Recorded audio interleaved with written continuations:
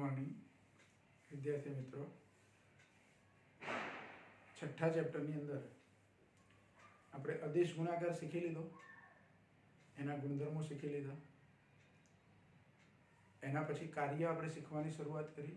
કાર્યની અંદર અચળ બળ વડે થતું કાર્ય એ શીખ્યા આપણે. પદાર્થ પર લાગતું બળ સમય સાથે બદલાતું ના હોય અથવા સ્થાન સાથે બદલાતું ના હોય. પદાર્થ ગતિ કરતો હોય દરમિયાન પદાર્થ પર લાગતું બળ એક સરખું સતત અચળ લાગતું હોય, એ બળ બદલાતું ના હોય. તો એવા સંજોગોમાં એક પરિમાણમાં કાર્યનું સૂત્ર W બરાબર FD અને બે પરિમાણમાં કાર્યનું સૂત્ર W બરાબર F ડોટ D. આ બે સૂત્રો આપણે શીખ્યા. પછી એની પરથી કાર્ય ધન ક્યારે હોય, કાર્ય ઋણ ક્યારે હોય, શૂન્ય ક્યારે હોય, એની પણ આપણે ચર્ચા કરી. હવે આપણે જે પ્રશ્ન આજે શીખવા જઈ રહ્યા છે એમાં ચલ બળ વડે થતું કાર્ય શીખવાનું. એક પહેલા બે પરિમાણમાં શીખીએ, એની પરથી એક પરિમાણમાં એનું સૂત્ર લખીશું આપણે. એટલે બે પરિમાણ અને એક પરિમાણ બંને પણ ચલ બળ. અચળ બળ એટલે શું? અચળ બળ હોય તો બળનું મૂલ્ય સમય કે સ્થાન સાથે બદલાતું નથી. ચલ બળ એટલે બળનું મૂલ્ય સમય કે સ્થાન સાથે બદલાય છે. કાં તો બંને પર આધારિત બદલાય છે, કાં તો ગમે તે એક પર આધારિત બદલાય છે, પણ બળનું મૂલ્ય બદલાય છે. પદાર્થ ગતિ કરતો હોય દરમિયાન એના પર જે બળ લાગતું હોય એ બળનું મૂલ્ય સમય સાથે અથવા સ્થાન સાથે બેમાંથી ગમે તે રીતે બદલાતું હોઈ શકે. તો એવા બળને આપણે ચલ બળ કહીશું. વેરિયેબલ, બદલાતું જાય છે સતત. તો એવા બળ માટે કાર્યનું સૂત્ર શું હોય? બરાબર, તો એની આપણે ચર્ચા કરીશું. એટલે ચલ બળ વડે થતું કાર્ય.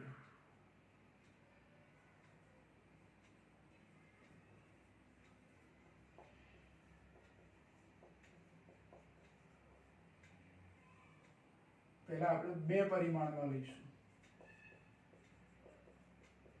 એટલે કે બે પરિમાણમાં ચલ બળ વડે થતું કાર્ય એનું સૂત્ર તારવો. આવી રીતે આપણને પ્રશ્ન પૂછાય.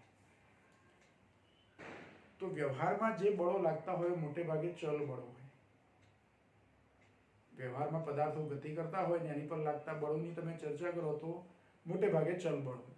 કોઈક વખતે અચળ બળ હોય, પણ વધારે પ્રમાણમાં ચલ બળ હોય. સમય સાથે બદલાતું જતું હોય, સ્થાન સાથે બદલાતું જતું હોય. બરાબર. સમજો કે તમે કોઈ વ્હીકલ લઈને જાઓ છો તો તમે એની સ્પીડમાં વધઘટ કરો છો, એટલે કે એના વેગમાં તો ફેરફાર થાય છે, સાથે સાથે પ્રવેગ પણ તમે અચળ નથી રાખતા, એમાંય વધઘટ થયા કરે છે. પ્રવેગમાં બદલાવ કર્યા કરો છો એનો મતલબ કે તમે એની પર લાગતું બળ, એ બળના મૂલ્યમાં પણ શું કર્યા કરીએ છીએ આપણે? ફેરફાર કર્યા કરીએ છીએ. ચલ બળનું ઉદાહરણ કહી શકાય. તો એવું કોઈ પદાર્થ કે જે ગતિ કરતો હોય, કોઈ વક્ર માર્ગે ગતિ કરતો લઈએ, બે પરિમાણ લઈએ છીએ. વક્ર માર્ગે કોઈ પદાર્થ ગતિ કરતો હોય અને એની પર લાગતું બળ સતત બદલાતું હોય, એવી પરિસ્થિતિ આપણે લઈએ. બરાબર. તો જો એના માટે આપણે એક કાર્ટેશિયન પદ્ધતિ લઈ અને એની અંદર એ પદાર્થનો ગતિમાર્ગ બતાવીએ.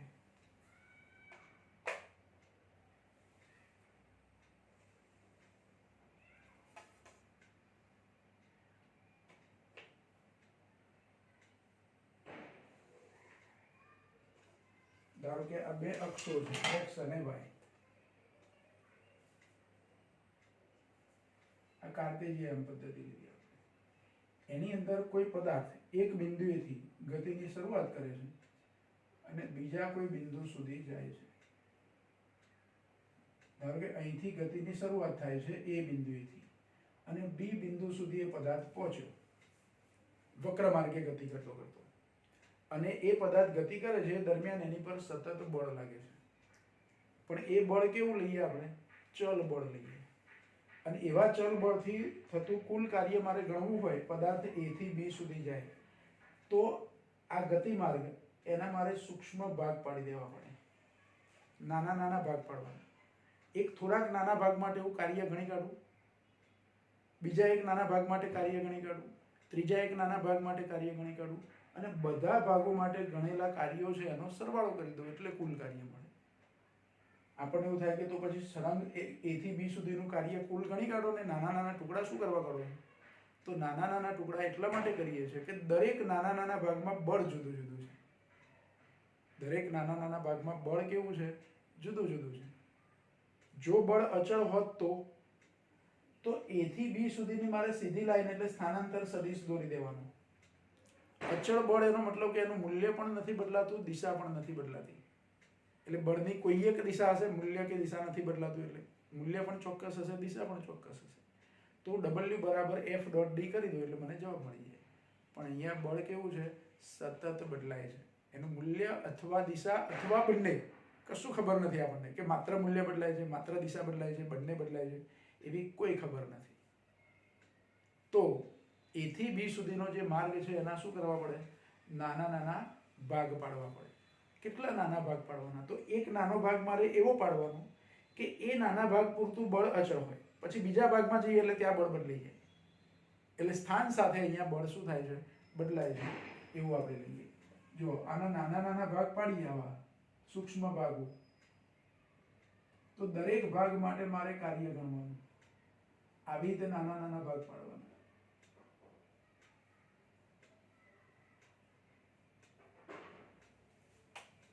આ એક નાનો ભાગ, બરાબર. પણ એ નાનો ભાગ આપણે આકૃતિમાં જલ્દી દેખાય નહીં એટલે અત્યારે હાલ એ નાના ભાગને હું સહેજ મોટો બતાવું, આટલું. તો એ થી અહીં સુધી પદાર્થ પહોંચે, આ એક નાનો ભાગ થયો. ખરેખર મેં ખૂબ મોટો ભાગ બતાવ્યો છે એવું કહેવાય. મારે તો એટલા બધા નાના ભાગ બતાવવાના છે. પણ આ એક નાનો ભાગ છે એ દરમિયાન કણનું સ્થાનાંતર અથવા પદાર્થનું સ્થાનાંતર ધારો કે ડેલ્ટા L1 છે, અને એટલા નાના ભાગમાં લાગતું બળ, એ બળ ધારો કે આ બાજુ F1 જેટલું બળ લાગે છે. કેટલું બળ લાગે છે? F1.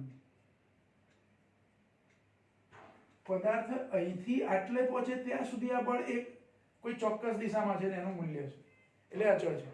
પણ બીજા ભાગમાં પદાર્થ પહોંચી જાય એટલે બળ પાછું બદલાઈ જાય.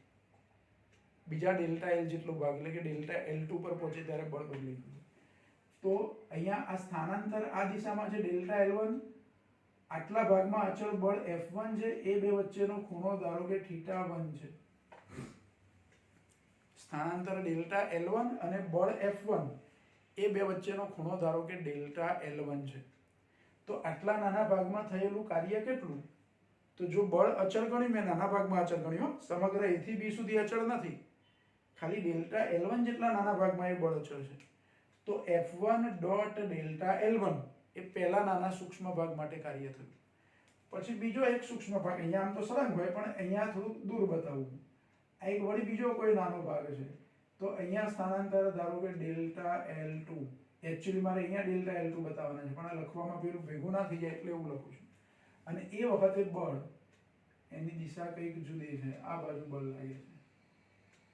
એ બે વચ્ચેનો ખૂણો ધારો કે θ2 છે, અને આ બળ છે F2. તો બીજા નાના ભાગમાં કાર્ય કેટલું? તો F2 ડોટ ડેલ્ટા L2. આટલા નાના ભાગ માટે એ બળ અચળ છે. પાછું વળી કોઈ ભાગ અહીંયા છે, આટલો નાનો ભાગ લો, આ સ્થાનાંતર આ બાજુ છે. એકચ્યુઅલી સ્પર્શકની દિશામાં હોય. સ્થાનાંતર કેવું હોય? સ્પર્શકની, પણ નાનો સૂક્ષ્મ ભાગ લીધો છે એટલે જે દિશા છે ગતિની એ જ દિશા પર લઈ શકાય. બાકી આ બિંદુએ દોરેલા સ્પર્શકની દિશામાં એનું સ્થાનાંતર હોય આમ, પણ એ સ્થાનાંતર સદિશ લગભગ અહીંયા મને મળી જાય. આ ધારો કે n નંબરનો ભાગ છે, delta Ln, delta L1, delta L2, delta L3, delta L4, delta L5 up to delta Ln. ધારો કે આ ડેલ્ટા Ln નંબરનો ભાગ છે. તો આ ભાગ પર લાગતું બળ ધારો કે આ દિશામાં છે, એને બળને Fn કહી દઉં. Fn જેટલું બળ, અને આ બે વચ્ચેનો ખૂણો ધારો કે θn છે. દરેક વખતે ખૂણા પણ જુદા જુદા હોય. તો આ n નંબરનો જે વિભાગ મેં લીધો, n નંબર એટલે વાસ્તવમાં છેલ્લો વિભાગ, પણ આપણે સહેજ અહીંથી થોડો અંદર બતાવ્યો. તો n નંબરના વિભાગ માટે લાગતું બળ કેટલું થાય? તો Fn ડોટ ડેલ્ટા Ln. બરાબર. હવે એ લખીએ આપણે કે કેવી રીતે આપણે ગણતરી કરવી છે. આકૃતિમાં દર્શાવ્યા પ્રમાણે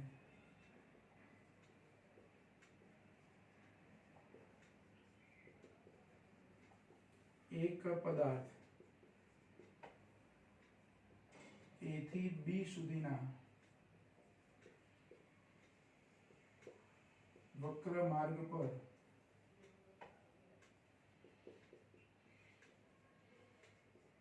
ચલ બળની અસર હેઠળ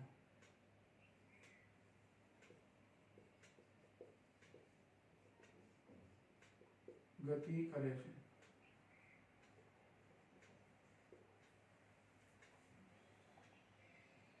કુલ કાર્યની ગણતરી કરવા માટે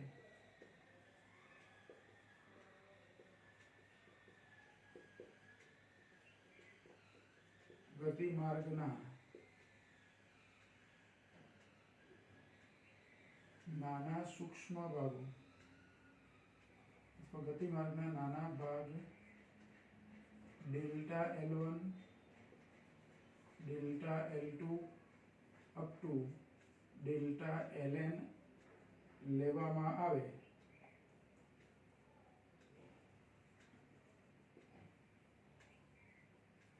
અને તેમની પર લાગતા બળો અનુક્રમે F1 F2 up to Fn લેવામાં આવે તો કુલ કાર્ય હું કેવી રીતે ગણી શકું? આવી રીતે ધારો કે નાના ભાગ લઈએ આપણે તો કુલ કાર્ય W બરાબર પહેલા નાના ભાગ માટે કાર્ય ડેલ્ટા W1 લઉં, બીજા નાના ભાગ માટેનું કાર્ય ડેલ્ટા W2 લઉં અપ ટુ ડેલ્ટા Wn લઉં. બરાબર? તો આ દરેક નાના ભાગમાં થતું કાર્ય ડેલ્ટા ગણીએ આપણે તો ડેલ્ટા W1 બરાબર શું લખું? તો F1 ડોટ ડેલ્ટા L1. જો આ સદિશની નિશાનીઓ કરીએ છે ઉપર, એ રીતે બીજા ભાગમાં થતું કાર્ય કેટલું? તો F2 dot delta L2 plus up to plus Fn dot delta Ln. આવી રીતે કુલ કાર્ય આપણે ગણી શકીએ. જો આપણે W બરાબર આ સૂત્ર તો આપણે તારવ્યું જ છે, F ડોટ D કેવા બળ માટે? અચળ બળ માટે અને બે પરિમાણમાં. હવે F તો અહીંયા F1 F2 up to Fn લીધા અને D ને બદલે delta L1 delta L2 delta Ln એવી રીતે લીધા. આ D એ સ્થાનાંતર છે તો અહીંયા ડેલ્ટા L1 એ પણ સ્થાનાંતર છે પણ સૂક્ષ્મ છે એટલે ડેલ્ટા વડે દર્શાવી છે. બરાબર? આમાં D એટલે કુલ સ્થાનાંતર છે. પેલા કુલ સ્થાનાંતરના નાના નાના ભાગ પાડે છે એટલે આના જેવું સૂત્ર છે. હવે આ સૂત્રને આ બધાનો સરવાળો કરું તો પેલા સરવાળા માટે આપણે ખબર હોય તો સિગ્મા લખીએ છીએ. સિગ્મા એટલે આ પદ વત્તા આ પદ વત્તા આ પદ એ બધાનો સરવાળો. સિગ્મા શું કરીને શું લખાય? તો Fi ડોટ ડેલ્ટા Li, જ્યાં I બરાબર 1 to n. હું I ની કિંમત 1 થી n સુધી લઉં, એમાં I બરાબર 1 લઉં એટલે પહેલું પદ મળે, I બરાબર 2 લઉં એટલે બીજું પદ મળે, I બરાબર 3 લઉં તો ત્રીજું પદ મળે, I બરાબર 4 લઉં તો ચોથું પદ મળે. એ રીતે I બરાબર n લઉં એટલે nમું પદ મળે. nમું જે છેલ્લું હોય તે. સમજો કે અહીંથી અહીં સુધીના 100 ટુકડા થયા આપણા, delta L1 delta L2 delta L3 એમ કરતા કરતા ડેલ્ટા L100, તો 100 ટુકડા થયા તો આવા 100 પદો મળે. તો I બરાબર 1 થી 100. પહેલા પદ માટે અહીંયા 1 1 લખી દો, પ્લસ કરીને બીજા પદ માટે 2 2 લખી દો, ત્રીજા પદ માટે 3, ચોથા પદ માટે 4, એટલે 100મા પદ માટે 100. F100 ડોટ ડેલ્ટા L100 છેલ્લું પદ એવું આવે. એટલે આ કુલ કાર્યનું સૂત્ર મળ્યું મને. કેવું કાર્ય થયું? કુલ કાર્ય. પણ આ કુલ કાર્યનું જે સૂત્ર આપણને મળ્યું એ સૂત્રની અંદર જો limit delta L tends to 0 લઈએ, ધારો કે આ સમીકરણ 1 મળે છે, આમાં limit delta L tends to 0 લો એટલે ધારો કે A થી B સુધીના મેં જે 100 ભાગ પાડ્યા છે, જે થોડાક મોટા છે, મોટા એટલે બહુ મોટા નહીં, પણ એને હજુ નાના ભાગોમાં વહેંચવાના. અત્યારે મેં ડેલ્ટા L આટલું લીધું છે અહીંથી અહીં સુધીનું, એના બહુ નાના ટુકડા કરી દઉં. આ ડેલ્ટા એકલા ડેલ્ટા L1 ના ધારો કે નાના હું 500 કે 1000 ટુકડા કરી દઉં, તો પેલા 100 ટુકડા ટોટલ થયા હતા એના તો કેટલા બધા ટુકડા થાય, અને એમાંથી એક નાનો ટુકડો એટલે કેટલો કહેવાય? એવા સૂક્ષ્મ ટુકડાઓમાંથી એક નાનો ટુકડો એટલે ખાલી અહીંથી અહીં સુધી એકદમ નજીકના બે બિંદુઓ, એટલો નાનો ટુકડો. તો એમાં ડેલ્ટા એલ નું મૂલ્ય કેવું થયું? લગભગ શૂન્ય. લગભગ શૂન્ય એટલે એક્ઝેક્ટ શૂન્ય નહીં, પણ શૂન્યની ખૂબ નજીક. 0. ધારો કે ડેલ્ટા એલ ની લંબાઈ લઉં તો 0.000001 સેન્ટીમીટર. પોઈન્ટ પછી 8-10 0 મૂકી દઉં પછી એકડો લખું. એને 0 ના કહેવાય, પણ 0 ની ખૂબ જ નજીક કહેવાય. એને limit delta T L tends to 0 એવું લઈએ આપણે. એટલે સમીકરણ 1 માં limit delta L tends to 0 લેતા ડેલ્ટા એલ નું મૂલ્ય અત્યંત સૂક્ષ્મ લઈએ તો કુલ કાર્ય W બરાબર શું થાય? તો આ સિગ્મા છે એ સંકલન બની જાય, સંકલનમાં ફેરવાઈ જાય. એટલે મારે લખાય એને સંકલન f ડોટ ડેલ્ટા એલ અત્યંત સૂક્ષ્મ હોય તો એને dl લખાય. અને આ સંકલન આપણે જે લઈએ છીએ એ ક્યાંથી ક્યાં સુધી પદાર્થ જાય તો કાર્ય ગણ્યું તો એ બિંદુએથી ગતિની શરૂઆત થઈ અને બી બિંદુ પર આવીને ઊભો રહી ગયો.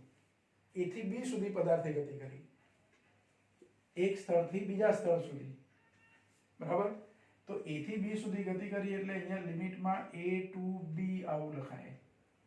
એ બિંદુએથી ગતિની શરૂઆત થઈ અને બી બિંદુ સુધી પદાર્થ પહોંચ્યો. એ દરમિયાન થયેલું કુલ કાર્ય, જેમાં બળ એ અચળ નથી, અચળ બળ નથી. બળ એ સતત બદલાય છે. જુદા જુદા સ્થાને અથવા જુદા જુદા સમયે બળનું મૂલ્ય બદલાયેલું છે. મોટે ભાગે આપણે સ્થાન આધારિત બળ લઈએ છીએ, બરાબર. તો આ થયું બે પરિમાણમાં ચલ બળ વડે થતા કાર્યનું સૂત્ર.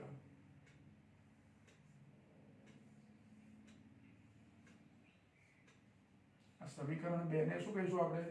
બે પરિમાણમાં ચલ બળ વડે થતા કાર્યનું સૂત્ર છે. એટલે કે ચલ બળ વડે થતું કાર્ય મળે આ સૂત્ર છે, બરાબર.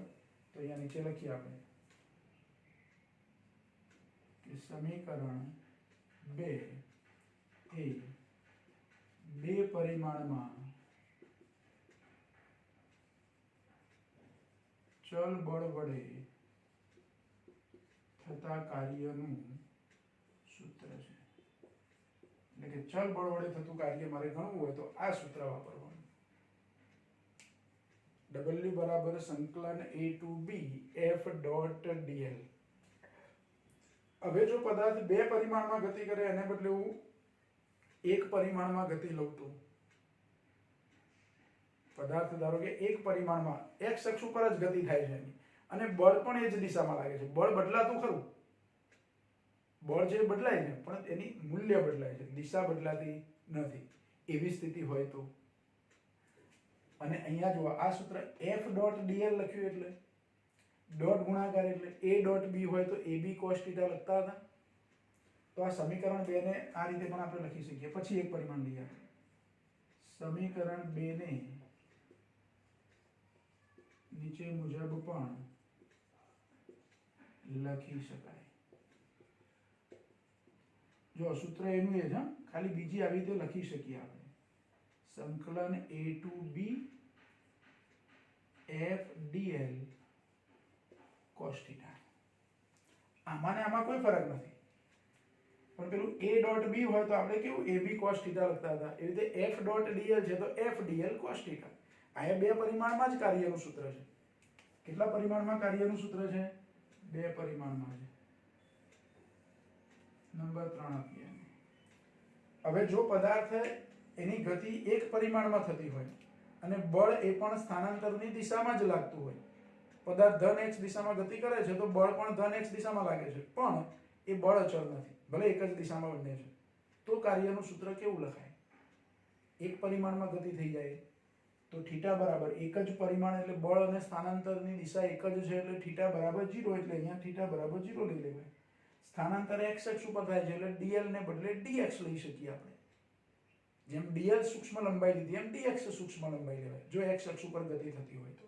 અને લિમિટમાં a થી b માં x અક્ષ ઉપર a બિંદુ આગળ એનો સ્થાન સદિશ એટલે કે એનું સ્થાન x1 લઉં અને b બિંદુ આગળ કર્ણનું સ્થાન x2 વડે દર્શાવું તો લિમિટ x1 થી x2, a ને બદલે x1, b ને બદલે x2, dl ને બદલે dx અને θ બરાબર 0 એટલે cos 0 1.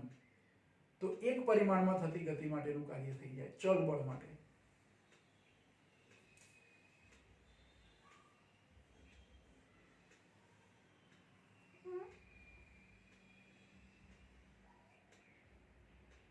એટલે અહીંયા આપણે લખીએ કે જો પદાર્થની ગતિ એક પરિમાણમાં હોય અને બળ પણ પદાર્થની ગતિની દિશામાં જ હોય, એટલે કે પદાર્થ x અક્ષ પર ગતિ કરતો હોય તો x અક્ષ પર ગતિ કરે છે અને બળ પણ એ જ દિશામાં છે. ગતિ કરતો હોય તથા એવું કરીને લખીએ આપણે, તથા બળ પણ x અક્ષની દિશામાં હોય તો સમીકરણ 3 માં dl બરાબર dx તથા cos θ બરાબર cos 0 બરાબર 1 અને a ને બદલે x1 તથા b ને બદલે x2 લેતા જો કેટલા કેટલા ફેરફારો. f તો f જ રાખવાનું, dl બરાબર હું dx લઈ લઉં, cos θ માં θ બરાબર 0 લો એટલે cos 0 1 થઈ જાય એટલે ત્યાં 1 લખી દેવાના, ગુણાકારમાં 1 લખવાનો મતલબ નથી, બરાબર. અને a ને બદલે x1 ને b ને બદલે x2. તો હવે કાર્યનું સૂત્ર શું થાય? તો w બરાબર સંકલન x1 થી x2 f એમના એમ રાખવાના, dl ને બદલે શું લખી દેવાનું dx અને cos 0 તો 1, ગુણાકારમાં 1 લખવાનો કોઈ મતલબ નથી. તો આવું કાર્યનું સૂત્ર થઈ જાય. અને આ સૂત્ર એ એક પરિમાણમાં ચલ બળ વડે થતા કાર્યનું સૂત્ર થયું. કેટલા પરિમાણમાં? એક પરિમાણમાં ચલ બળ વડે થતું કાર્ય થયું. અને આપણે નંબર આપી દઈએ 4. તો સમીકરણ 4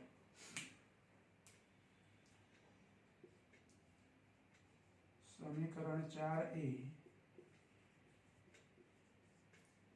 એક પરિમાણમાં ચલ બળ વડે થતા કાર્યનું સૂત્ર છે. એટલે જો ચલ બળ વડે થતું કાર્ય બે પરિમાણમાં પૂછ્યું હોય તો અહીં સુધી, આટલે સુધી આવી આકૃતિ બનાવવાની. કેવી રીતે આપણે કાર્ય શોધીશું એ લખી અને જુદા જુદા ભાગ પાડી દરેક ભાગ પર લાગતું બળ બતાવી અને આ રીતે w બરાબર delta w1 plus delta w2 up to delta wn. Delta w1 એટલે f1 ડોટ ડેલ્ટા l1 એટલે ડેલ્ટા w2 એટલે f2 dot delta l2 plus up to plus delta wn એટલે fn ડોટ ડેલ્ટા ln. પણ આ બધાનો સરવાળો કરીએ તો ગણિતની અંદર સરવાળો ટૂંકમાં દર્શાવવો હોય તો આપણે સિગ્મા કરીને લખીએ છીએ. સિગ્મા કરીને લખ્યું એમાં જો આ બધા પદો ભૂલી જાઓ, પહેલું જ પદ યાદ રાખો ખાલી. પણ 1 1 લખ્યા છે f1 ડોટ ડેલ્ટા l1, એમાં 1 1 ને બદલે i લખી દેવાના, fi ડોટ ડેલ્ટા li ને આગળ સિગ્મા મૂકી દેવાના. જ્યાં i બરાબર 1 to n, i ની કિંમત 1 થી n સુધી, એટલે આ બધા ભાગોનો સરવાળો થઈ ગયો કહેવાય. પણ આ સરવાળામાં આ ડેલ્ટા l જે લીધા છે આપણે એને અત્યંત સૂક્ષ્મ લેવામાં આવે, બહુ જ સૂક્ષ્મ, શૂન્યની નજીક, એક્ઝેક્ટ શૂન્ય નહીં પણ શૂન્યની ઘણું નજીક. એટલે એને ગણિતની ભાષામાં લખાય કે limit delta l tends to 0.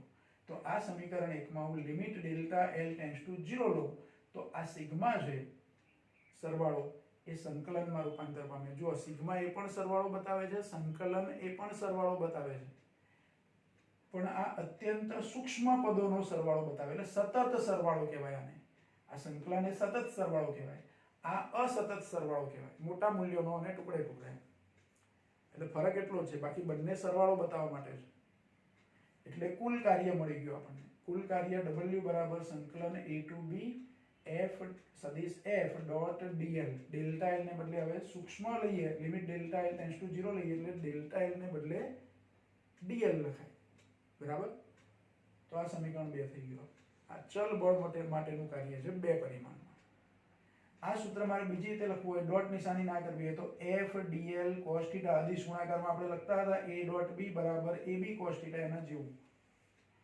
અને આ સમીકરણ 3 છે એની પરથી મારે એક પરિમાણમાં કાર્યનું સૂત્ર લખવું હોય તો એક પરિમાણ એટલે થીટા બરાબર 0, f અને dl એક જ દિશામાં.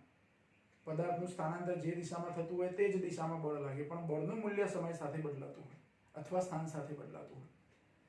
તો f તો એમને એમ રાખવાના, dl ને બદલે dx કરવાના. cos થીટામાં થીટા 0 લઈએ એટલે cos 0 1 થઈ જાય, a ને બદલે x1, b ને બદલે x2, એટલે આ સૂત્ર મળી જાય આપણને.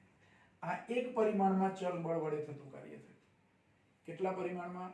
એક પરિમાણમાં ચલ બળ વડે થતું કાર્ય. એટલે 2 સૂત્રો કાર્યના બીજા મળ્યા આપણને. બરાબર? પહેલા આટલું તમે બરાબર ધ્યાનથી સમજી લેશો અને લખી લેશો. 2 માર્કની અંદર એકલું 2 પરિમાણમાં ચલ બળ વડે થતા કાર્યનું સૂત્ર પૂછવું હોય તો આટલે સુધી પૂછાય, અને બંને જોડે પૂછાય તો 3 માર્કની અંદર તમને પૂછી શકાય. બરાબર? એટલે પહેલા આટલું તમે બરાબર ધ્યાનથી લખી લેશો, સમજી લેશો.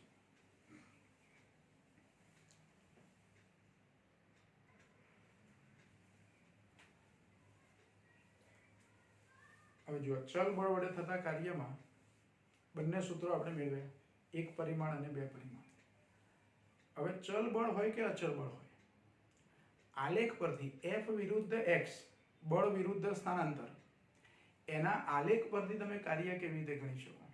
આવો પ્રશ્ન પણ આપણને પૂછી શકાય કે f વિરુદ્ધ x ના આલેખ પરથી કાર્યની ગણતરી કેવી રીતે થાય. તો આ એક નાની વસ્તુ છે, પણ સમજી લઈએ આપણે.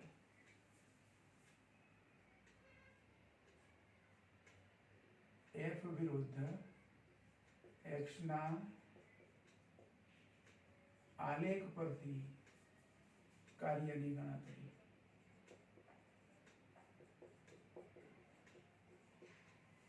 આલેખ આપ્યો હોય આપણને, એમાં f વિરુદ્ધ x અને એમાં f ગમે તે હોઈ શકે, ધ્યાન રાખો. ચલ બળ પણ હોઈ શકે, અચળ બળ પણ હોઈ શકે, ગતિ એક પરિમાણમાં પણ હોઈ શકે, 2 પરિમાણમાં પણ હોઈ શકે. પણ એનો આલેખ હોય તો એની પરથી કેવી રીતે કાર્યની ગણતરી થાય. તો આલેખ પરથી કાર્યની ગણતરી કરવા માટે આપણે પહેલા એનો આલેખ દોરીએ. તો આલેખમાં આપણે ઊભી અક્ષ ઉપર બળ લઈએ છીએ અને આડી અક્ષ ઉપર કાર્ય લઈશું, સ્થાનાંતર લઈશું. આડી અક્ષ ઉપર સ્થાનાંતર લઈશું.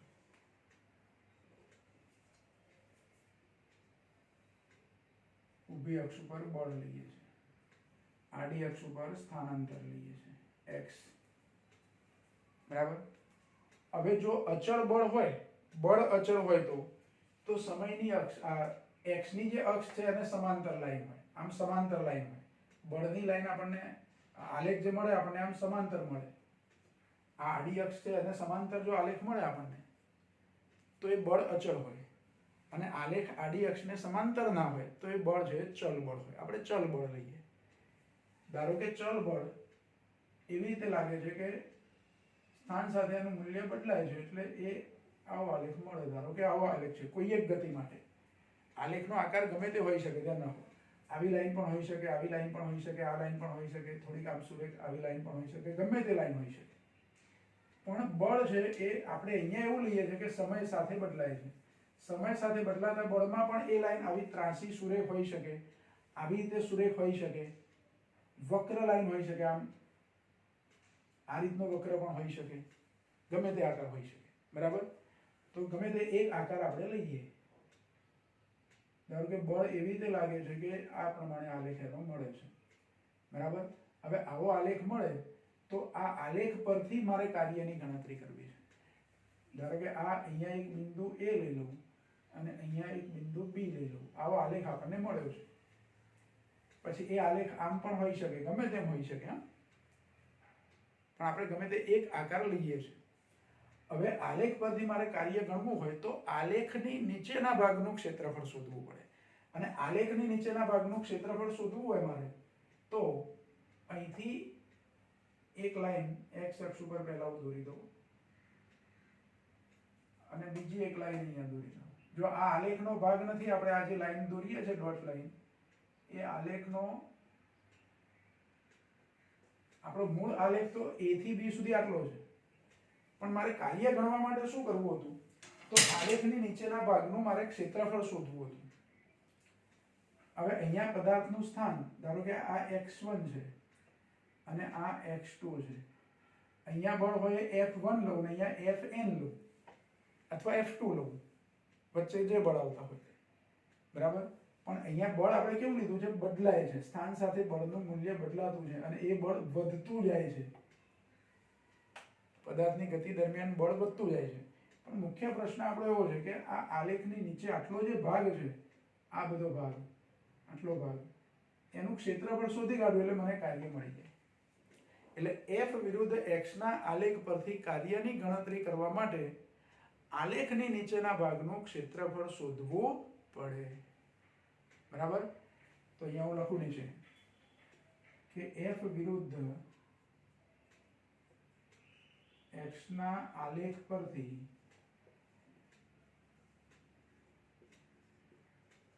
કાર્યની ગણતરી કરવા માટે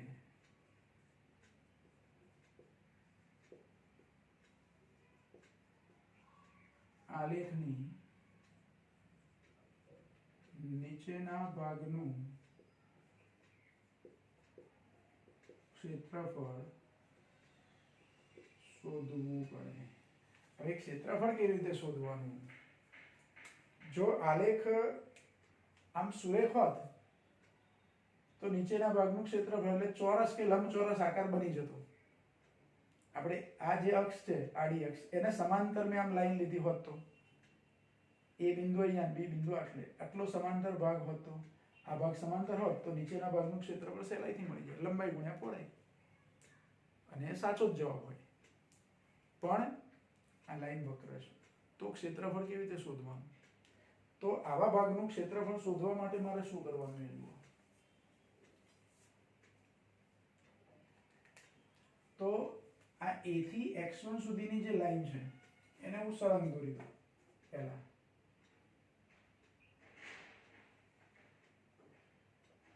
પછી એની બાજુમાં બીજી એક લાઈન દોરું.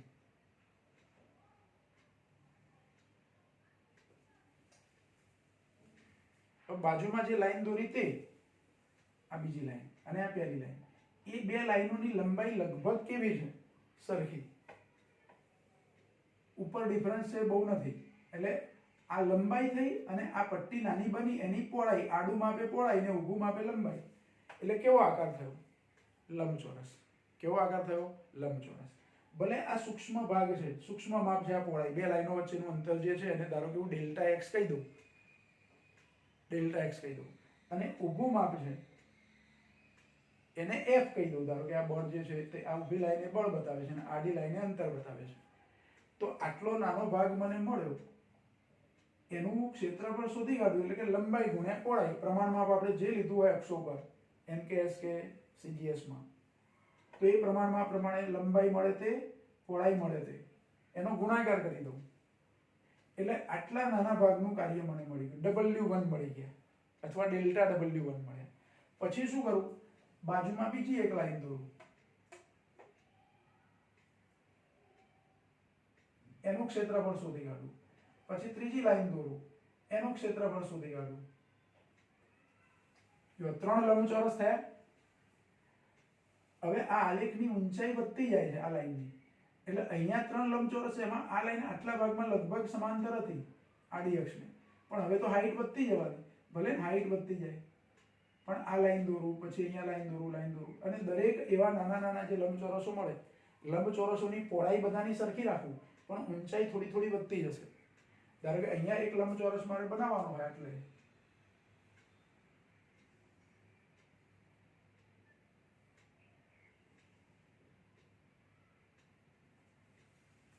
તો આ લંબચોરસમાં નીચે તો સીધી જ લાઈન છે, ઉપર થોડીક ત્રાસી લાઈન છે, પણ થોડીક ત્રાસી લાઈનમાં લગભગ એને સીધી ગણી શકું નાના અંતર માટે.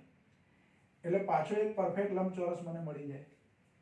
એવી રીતે અહીંથી શરૂ કરીને આ છેલ્લા છેડા સુધી અંતિમ એટલે આ છેલ્લો જે લંબચોરસ આવે એ છેલ્લા લંબચોરસનું પણ હું ક્ષેત્રફળ શોધી કાઢું.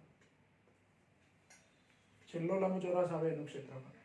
અહીંથી શરૂ કરીને જેટલા લંબચોરસ બને એ બધા લંબચોરસોનું ક્ષેત્રફળ. જો આ લંબચોરસમાં ડિફરન્સ આટલો લેવાનો એટલે ઉપર આ ધારો કે સીધું અંતર લો તો ઉપર એક થોડોક ભાગ વધે છે સહેજ, પણ એને અવગણી શકાય. એટલે આ એક પાછો પરફેક્ટ લંબચોરસ થઈ ગયો. તો આવા બધા લંબચોરસોના ક્ષેત્રફળો ગણી કાઢું. પછી ઉપર ઉપર આવા થોડા થોડા ભાગ બધામાં રહી ગયા હોય, ધારો કે ત્રાસા, તો એના માટે સહેજ મૂલ્ય ઉમેરી દો. પેલો જવાબ જે આવે ધારો કે કુલ બધા ક્ષેત્રફળો આ લંબચોરસના શોધીએ એનો જે જવાબ આવે એમાં આપણા અંદાજથી થોડુંક ઉમેરી દેવાનું. તો શું થઈ ગયું? A થી B સુધી પદાર્થ ગતિ કરે એનો જે આલેખ દોર્યો આપણે F વિરુદ્ધ x નો, એ આલેખ પરથી આલેખની નીચેના ભાગનું ક્ષેત્રફળ શોધી અને કાર્ય મળી ગયું આપણને. દરેક વખતે delta W1, delta W2, delta W3 up to delta Wn એ બધાનો મારે સરવાળો કરી દેવાનો. કાર્ય એ તો અદિશ રાશિ છે એટલે સરવાળો તો સાદો સરવાળો, ગણિતમાં જેમ 2 + 3 + 4 + 3 + એ સરવાળો જે રીતે કરીએ એવો સરવાળો જ કરવાનો રહે. બરાબર? તો આલેખની નીચેના ભાગનું ક્ષેત્રફળ શોધવામાં આવે. કયા આલેખની? F વિરુદ્ધ x નો, બીજો કોઈ આલેખ નહીં. x વિરુદ્ધ t ના અને v વિરુદ્ધ t ના આલેખની નીચેના ભાગના ક્ષેત્રફળો શોધવા તો કાર્ય ના મળે. કયો આલેખ હોવો જોઈએ? F વિરુદ્ધ x નો આલેખ તમે દોર્યો હોય તો એ આલેખ એની નીચેના ભાગનું ક્ષેત્રફળ શોધવામાં આવે એટલે આપણને કાર્ય મળે. પણ એક ક્ષેત્રફળ શોધવા માટે આલેખ જો આવો વક્ર હોય તો આવા નાના નાના ભાગ વિચારવા પડે. જો આલેખ x એટલે કે સ્થાનાંતર અક્ષને સમાંતર હોય તો એકદમ આપણું કામ સહેલું થઈ જાય. જો બીજો આલેખ આવો હોઈ શકે.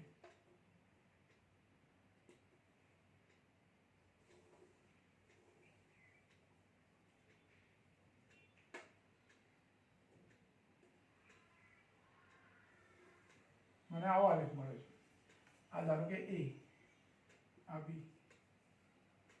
આ F, આ બાજુ x. બરાબર? આલેખ આવો છે આપણો. અને જો આટલેથી જ શરૂ થાય છે, અહીંથી હોઈ શકે, આટલેથી પણ લાઈન હોઈ શકે. હા, ધ્યાન રાખો. એ લાઈન હું સળંગ અહીંથી બતાવી શકું. તમને બાજુ એવું થાય કે લાઈન કેમ વચ્ચે ટુકડો રાખ્યો છે, તો અહીંથી મારે લાઈન લેવી હોય તો લઈ શકું, અને અહીંથી લેવી હોય તો એ લઈ શકું. તો A થી B સુધીનો આપણે આલેખ દોર્યો. તો શું કરવાનું હવે?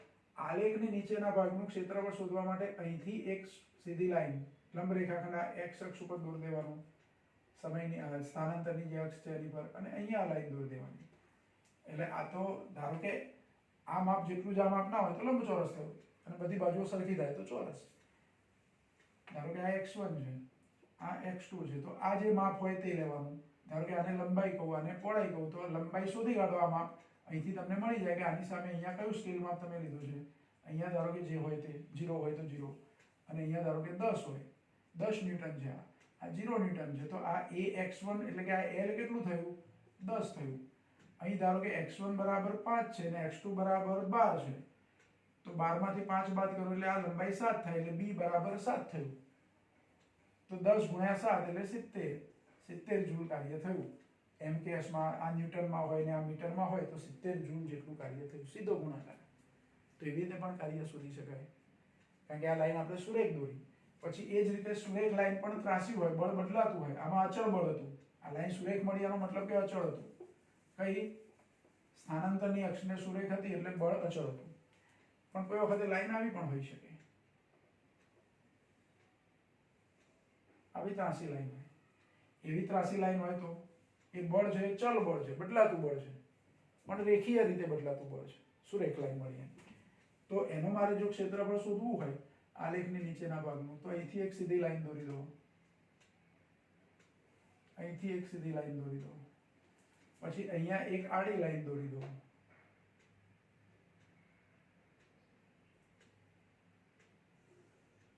એટલે કેટલા આકાર થયા? 2 આકાર. હશે મારે ત્રાસી આવી લાઈન.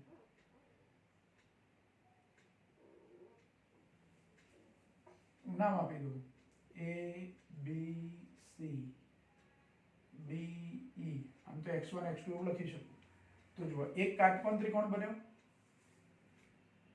તો કાટકોણ ત્રિકોણનું ક્ષેત્રફળ એટલે આ BC તમે શોધી કાઢો, AC શોધી કાઢો, 1/2 પાયો ગુણ્યા વેધ થઈ જાય, એટલે આટલા ત્રિકોણનું ક્ષેત્રફળ 1/2 BC ગુણ્યા AC વત્તા, હવે આ લંબચોરસ છે, લંબચોરસ એટલે લંબાઈ ગુણ્યા પહોળાઈ, એટલે કે AC ગુણ્યા CD. આ માપ શોધી કાઢો, આ માપ શોધી કાઢો, એ બેનો સરવાળો લઈ લો એટલે કાર્ય થઈ ગયું. એટલે આવા નાના નાના ભાગ ના પાડવા પડે, પટ્ટીઓ બનાવી ના પડે. આવું ક્યારે કરવું પડે? આલેખ થોડો જુદો હોય, વક્ર લાઈન હોય, આવી વક્ર લાઈન હોય, આમ વક્ર લાઈન હોય, ગમે તેવી વક્ર, પણ દરેક વખતે જુઓ આપણે શું કર્યું, જેટલો આલેખ મળે છે એની નીચેના ભાગનું ક્ષેત્રફળ શોધીએ છીએ. તો F વિરુદ્ધ x નો આલેખ તમે દોરો અને એની નીચેના ભાગનું ક્ષેત્રફળ શોધો એટલે કાર્ય મળ્યું કહેવાય. આ કાર્યની ગણતરી આલેખ પરથી આવી રીતે થાય. બરાબર. બીજી એક વસ્તુ કે ચલ બળ હોય, ચલ બળ વડે થતા કાર્યનું સૂત્ર આપણે જે લખીએ છીએ એમાં બળને હું અચળ ગણી લઉં તો કેવી રીતે પછી ગણતરી થાય? આપણે ચલ બળ વડે 2 પરિમાણમાં થતું કાર્ય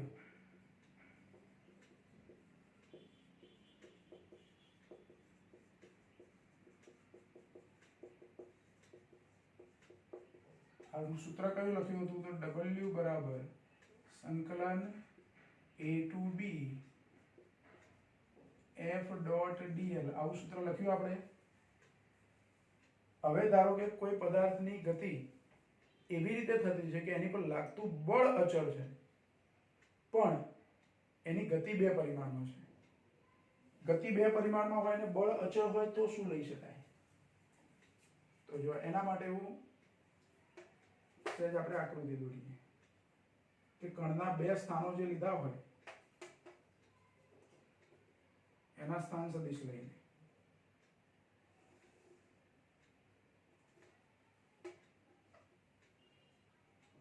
ધારો કે આ x અક્ષ છે, y અક્ષ છે. એક કણ એક બિંદુએથી ગતિની શરૂઆત કરે એનો સ્થાન સદિશ લો. ધારો કે અહીંથી કણની ગતિની શરૂઆત થાય છે, એનો સ્થાન સદિશ r1. બરાબર. એ બિંદુએથી ગતિની શરૂઆત થઈ એવું સમજો.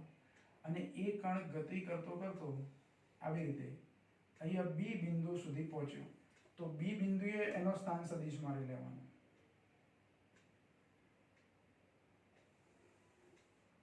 અને પદાર્થ આ બાજુ જાય છે A થી B.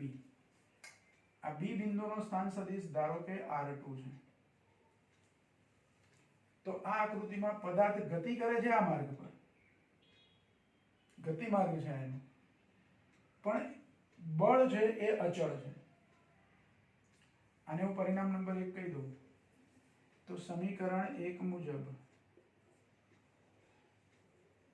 જો કણ પર લાગતું બળ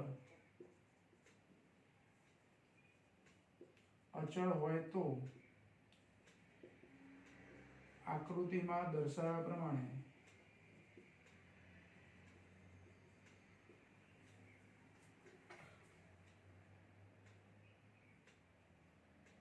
dl બરાબર સંકલન dl, એટલે અહીંયા ઉભા રહો 1 મિનિટ. આપણે બળ અચળ હોય તો પહેલા વારા ફરતી લખીએ. જો કણ પર લાગતું બળ અચળ હોય તો W બરાબર F ડોટ સંકલન dl A to B. હવે જુઓ, F અચળ હતા, બળ અચળ હતું એટલે એને હું સંકલનની બહાર લખી દઉં. અચળ હોય તો એનું સંકલન કરવાનું નહીં બળ, એટલે મારે સંકલનની નિશાનીની બહાર લખી દઉં અને ડોટ નિશાની પણ મેં બહાર લખી. હવે શું થયું? સંકલન dl A થી B.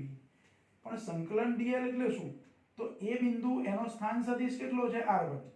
અને B બિંદુ એનો સ્થાન સદિશ કેટલો છે ઉગમ બિંદુની સાપેક્ષે? તો r2. તો મારે A to B એને બદલે અહીંયા શું લખી દેવાનું? r1 થી r2, r1 અને અહીંયા લખી દેવાનું r2. તો આ સંકલનનો જવાબ શું થાય? એકલા સંકલનનો જવાબ કે સંકલન r1 થી r2 dl બરાબર હું લખી શકું r2 minus r1. Actually r2 minus r1 એટલે અહીંયા જે સદિશ મળે આપણને સ્થાનાંતર સદિશ,